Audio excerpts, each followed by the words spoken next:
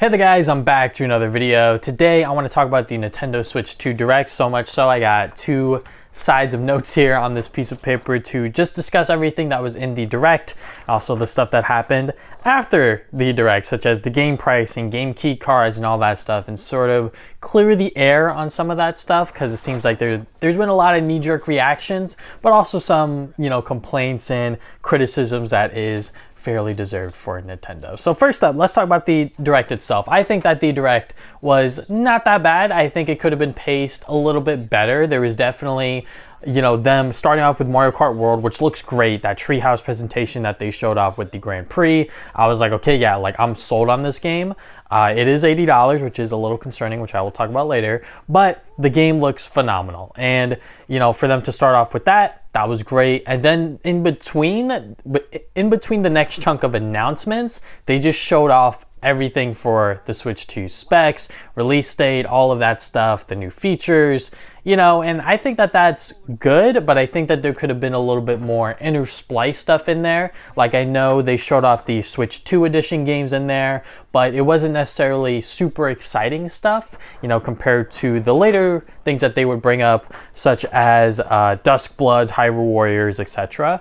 So, obviously they were saving those more exciting announcements for the end, which I understand, but I wish that there was just a little bit more better pacing out of it. So, and for me personally, my personal expectations, I thought that there was going to be a ton more first-party games, especially for how long the Switch 2 has been in development for.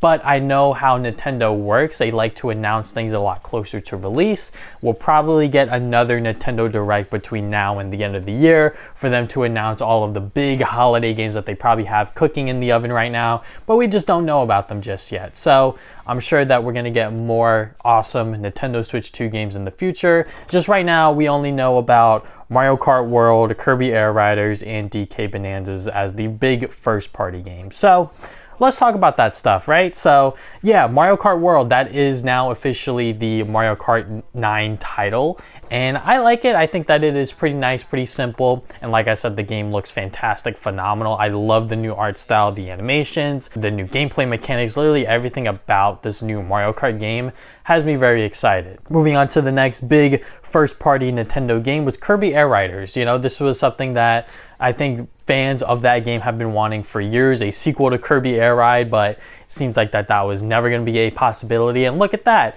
We are getting that sometime within this year, and director Masahiro Sakurai is coming back, which is another huge thing. He is the director and the sort of brain mastermind behind Super Smash Brothers. So if he's working on this, that means a Smash Brothers game for the Switch 2 is a long ways away, which I don't mind. I just want to see what he's been cooking with Kirby Air Riders, because I know that he loves Kirby, and this is a game that he obviously has been working on for a while now.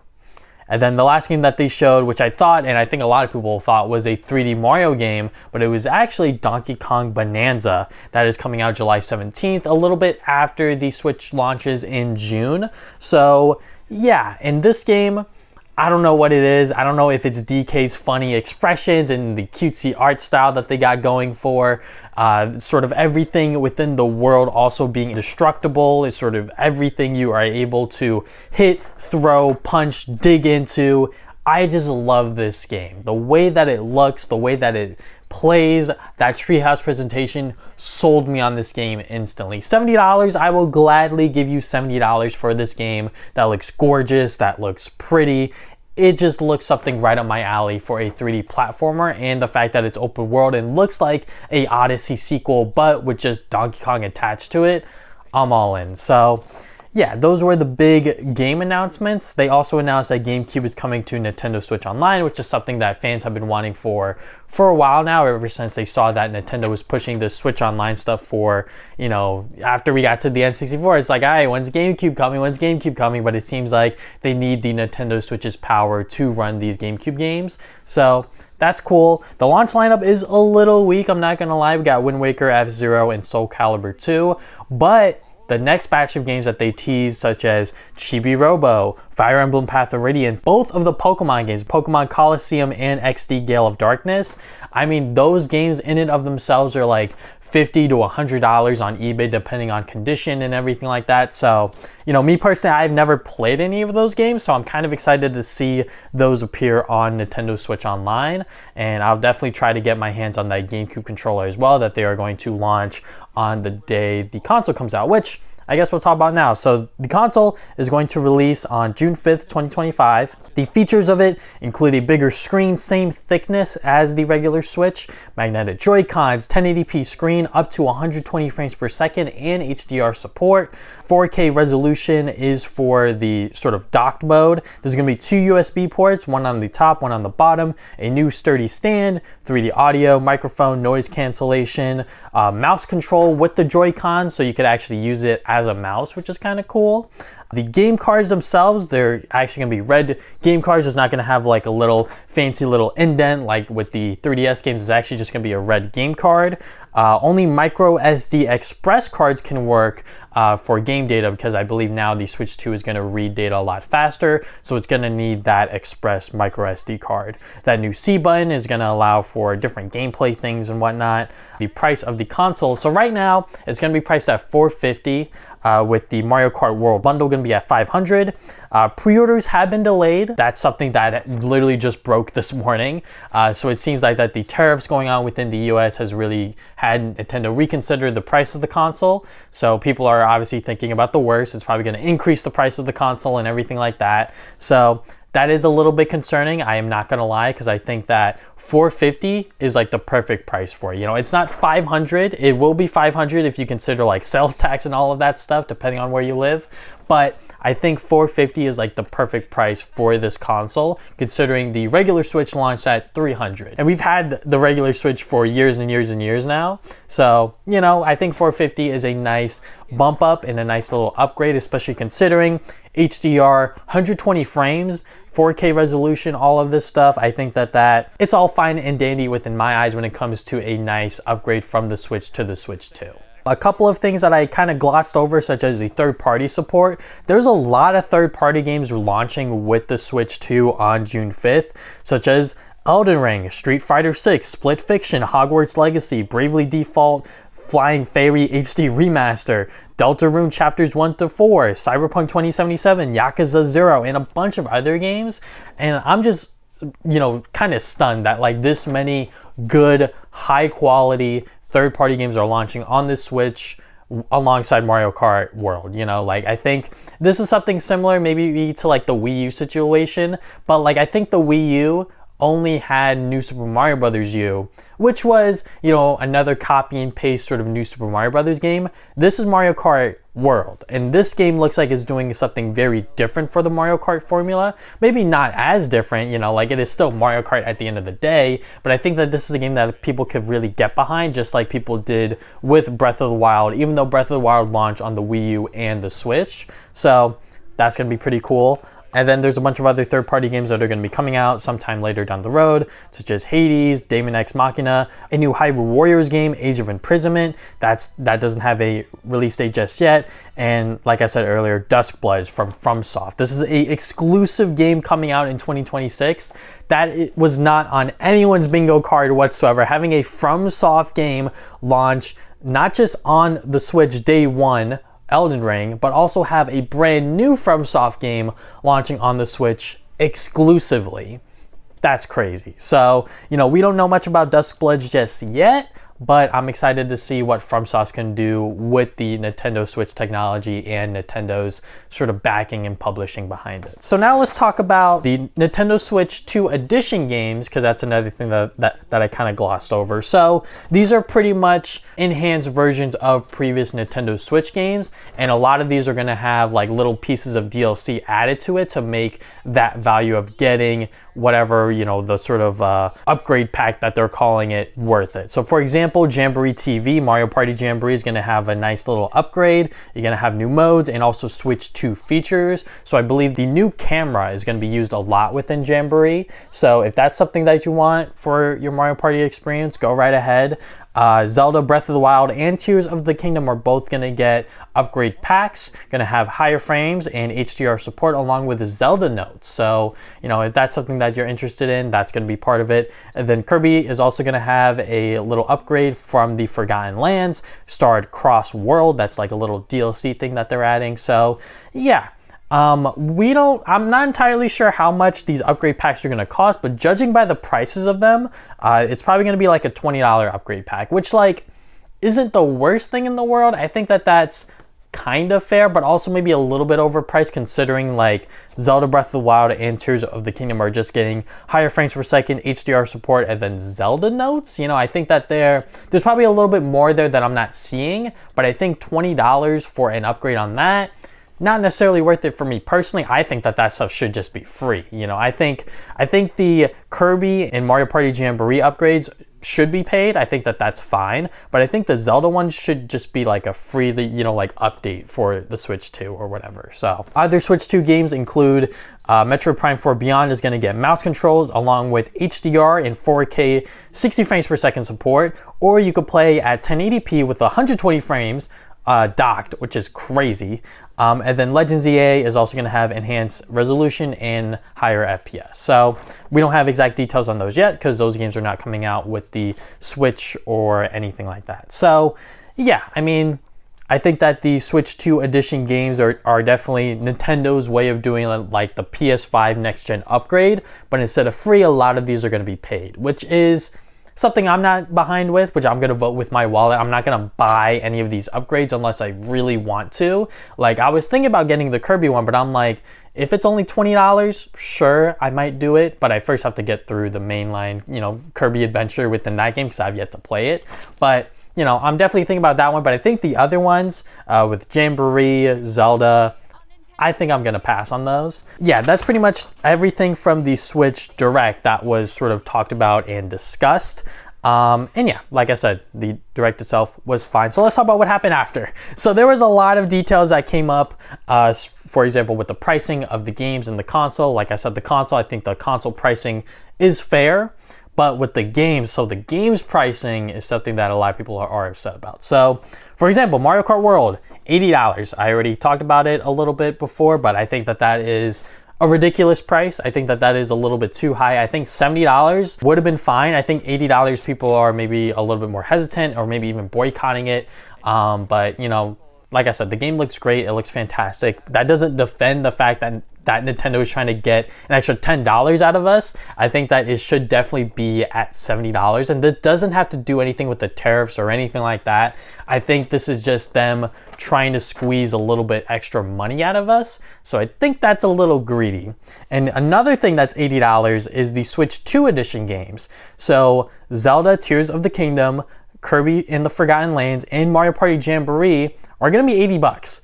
That's kind of crazy. I think especially for Kirby and Zelda, those games are a little bit older. There's no reason to charge $80 for them. Even Mario Party. I think Mario Party for $80 is like insane. Like, I love Jamboree. It's definitely the best Mario Party game on the Switch, and now I guess going on to the Switch 2. But it's not $80 worth, right? Like, I think that that is just such a crazy thing for them to do, to just be like, yeah, you know, like, it's got all of these, you know, Switch 2 enhancements and also like a little bit of extra like DLC attached to it. $80, please. That is ridiculous. So I think what a lot of people are going to do is that if they want these sort of Switch 2 edition games, they're going to try to find it used with the normal Switch version, then just buy the upgrade pack. I believe, like I said, $20. I think that that's the price for it. If it's anything higher than that, I would be very, very surprised. And then Donkey Kong Bonanza and Zelda Breath of the Wild are going to be $70. I think Zelda Breath of the Wild, the fact that that game launched on the Wii U and the Switch, like I said, back in like 2017 or whatever, 2017, 2018, and they're trying to get $70 out of you for it, that is absurd. And like, Nintendo has been known for their really bad pricing with their first party games, because they're like, this has the Nintendo seal of quality. Our games are always good. But as time goes on, interest for those said games go down. Like, this isn't like a Grand Theft Auto 5 situation, which like people are now concerned that GTA 6 will cost $100, which I wouldn't blame Rockstar for even trying to do that, because like, everyone's gonna buy GTA 6, whether it's $70 or $100 or whatever price that they name it at, right? But going back onto Breath of the Wild, you know, or just like Nintendo's pricing in general, it just seems ridiculous that they always think that their games last the test of time, that people are willing to pay $60, $70 for their games, no matter how old they are. And yeah, if you are getting Breath of the Wild for the Switch 2, I would just go out of your way, find it used at like a local game store or whatever, get it on the normal Switch, and then get that upgrade pack to get the higher frames, the higher resolution, and the Zelda notes or whatever else it comes with, right? Because I think paying $70 to Nintendo is a little crazy. I think you could definitely get it for a little bit cheaper, maybe save yourself a little bit of extra money and everything like that. So yeah, you know, these game prices are definitely very, very high. I wish that they would just cap everything off at 70, but it seems like Nintendo is really going forward with the $80 price point, which I also need to bring up. $90 for physical games, that's something that I need to dispel right away. So it seems like there were some leaked images from like other regions and whatnot that were saying like, yeah, it's going to be $80 for digital and then $90 for the physical. And that is just not true. If you look at the US retailers across Target, Best Buy, Walmart, all of their games don't go past $79.99, $80. They don't go past that. And these are all physical games. So I don't know why people instantly jumped on the fact that it's going to be $80. They haven't seen any of these official listings yet. So, you know, if that was the case, I think that that would be very bad because you are discouraging the consumers from getting physical. And as someone like myself who has a lot of crap, you know, I love buying physical games. I love having ownership of that. You know, like that's like my main thing when it comes to buying games physically, is actually having ownership of it. You know, obviously game preservation and all of that stuff is like extra to me personally, but I just like owning my stuff and being able to give it to a friend, have them borrow it, sell it if I want to, do whatever I want with it, and not have it be sort of locked onto my console and my account, right? Obviously, Nintendo has the new sort of game sharing feature or whatever, but that's hoops and loops that I don't want to get around. You know, I just want to have the games that I own physically and also be able to display it on my shelf, show it off, you know, have a collection that I can sort of tangibly hold and, you know, that kind of thing.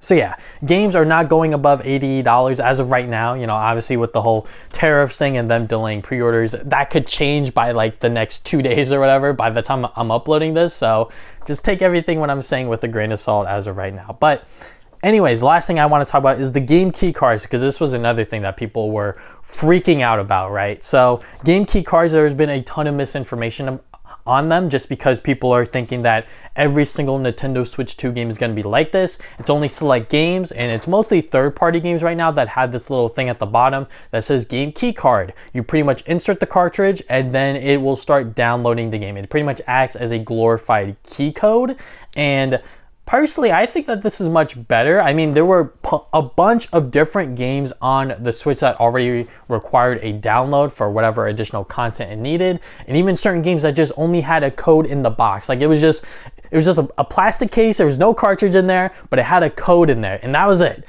So I think that this is a nice alternative to that, where yes, the cartridge just unlocks the code for you, but like I said earlier with my sort of thing with like owning my games, you still own that product. You can still take that game, you could sell it to your friend, give it to your friend, let them borrow it, sell it to a game store, etc. You know, you can do whatever you want with it. But with the game code, you download it onto your account and all of a sudden it's just useless, right? You know, you might as well download it digitally directly through the Nintendo eShop instead of going to your local retailer and getting that box physical code. But obviously if you could get it on sale, get it cheaper, etc., etc. So, you know, there's obviously reasons why people get those versions of the game, but personally I never see a reason to get it, especially if there is a physical version of it with a cartridge inside, right? Yes, you do still have to download the full game, but with my whole thing with owning your game, you still own the game key card as long as you have that cartridge, right? So, you know, I'm not exactly sure why everyone, you know, flipped out over this news, because this is a lot better than having those digital codes in a box. But yeah, the game key cards is definitely something that you should keep an eye out, and not something that you should just, you know, knee-jerk reaction. I'm not going to get any sort of games on my Switch 2, you know, physically, because I think that Donkey Kong and Mario Kart World definitely those games are actually on the cartridge, because Nintendo, especially with the past couple of years, you know, every single game that I put in there, whether it's Pikmin, Yoshi, whatever, when I put it in, I could play it instantly. There's no day one patch or anything like that, and that's what I love about Nintendo with their physical games. Everything is on the cartridge. So yeah, you know, with the whole game key card situation, you know, just know that it's not going to be every Switch game, and if it is, you're going to see that little text on the bottom, and it's just a glorified game key that you could have onto your account, and then it lives on that cartridge still. You still need that cartridge to play the games. It's just you can take that game, you could, like I said, let your friend borrow it, sell it at a game store, whatever. You could still do what you want with it, and it's not tied to your account now. So yeah, enough from me rambling. I think that's it. I really wanted to talk about for the Nintendo Switch 2. I hope you guys enjoyed this video. What do you guys think about the Switch 2? Literally anything and everything. I would love to hear your thoughts in the comment section below. There's a lot to discuss.